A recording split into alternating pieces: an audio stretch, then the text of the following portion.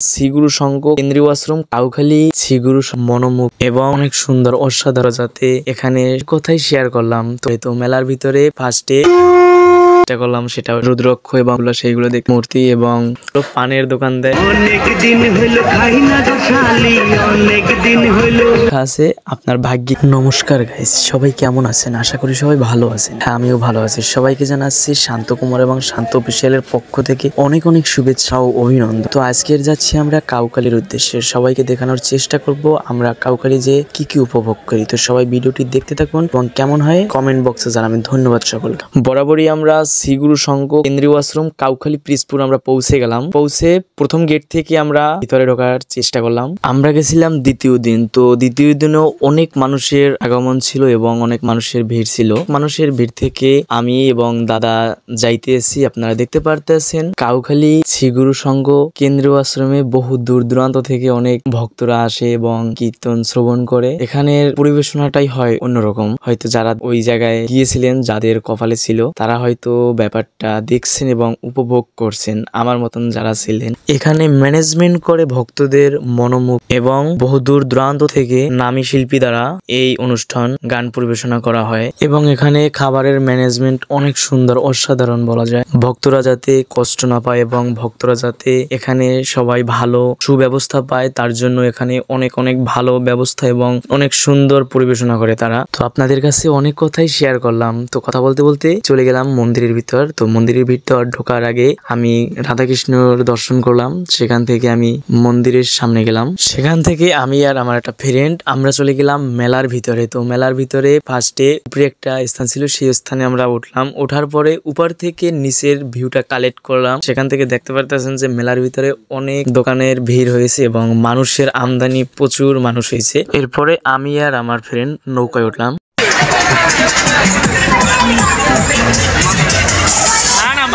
ভাই এই যে আমি আর আমার ফ্রেন্ড বন্ধু পাবেল আইয়ে গেছি। অর্থপর মেলার ভিতরে একটা শঙ্খের দোকানে আমি শঙ্খ বাজানোর চেষ্টা করলাম। এরপরে চলে গেলাম এয়ার গান দিয়ে নিশানা ঠিক রাখা। তো দেখলাম যে আমার হাত কতটা সইয়েছে, চেষ্টা করলাম সেটাও একটু ধরা। তারপরে চলে গেলাম পাশে একটা দোকানে। সে দোকানে শুধু ধর্মীয় সবকিছুই ছিল। তো সেখান থেকে দেখতেছিলাম হাতে যে বেজগুলো দেয় সেইগুলা, রুদ্রাক্ষ এবং ওং লেখার যে বেজগুলো সেইগুলো দেখতেছিলাম। তারপরে দেখছিলাম ঠাকুরের ছোট ছোট মূর্তি এবং কসমেটিক্স এর একটা দোকানে ঢুকে মেয়েদের হাতের চুড়ি এবং মেয়েদের কানের দুল, তারপরে মেয়েদের চুলে যে কাকড়া দেয় সেই কাকড়া, এবং পরে একটা ভাইকে আমার অনেক ভালোই লাগলো, পানের দোকান দেয়। তো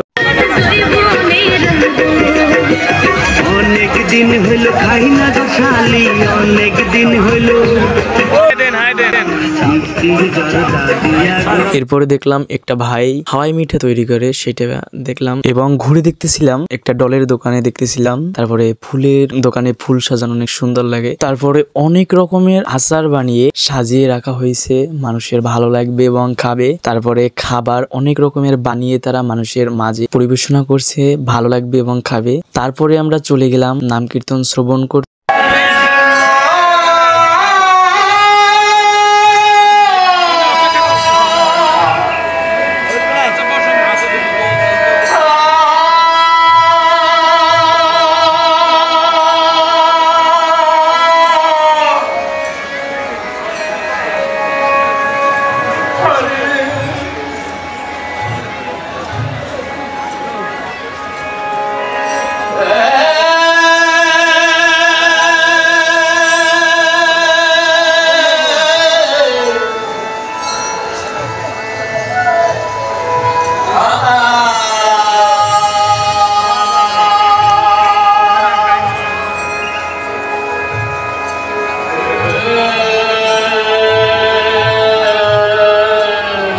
তারপরে আমরা কীর্তন শ্রবণ করে মন্দিরের চারপাশে যে সাজানো হয়েছে সেই স্থানগুলো আমরা দেখতেছিলাম, ঘুরেছিলাম। তারপরে আমরা মহাপ্রসাদ নিতে সকল ভক্তদের সাথে আমরা প্রসাদ নিতে চলে আসছি। অবশেষে আমি আর এই গোসাইদায় আইছি পান খাইছে। এই যে পানের দোকান থেকে পান নিয়েছি, এবার এই গোসাইদারে নিয়ে পান খাবো। গোসাইদা খাই দাও।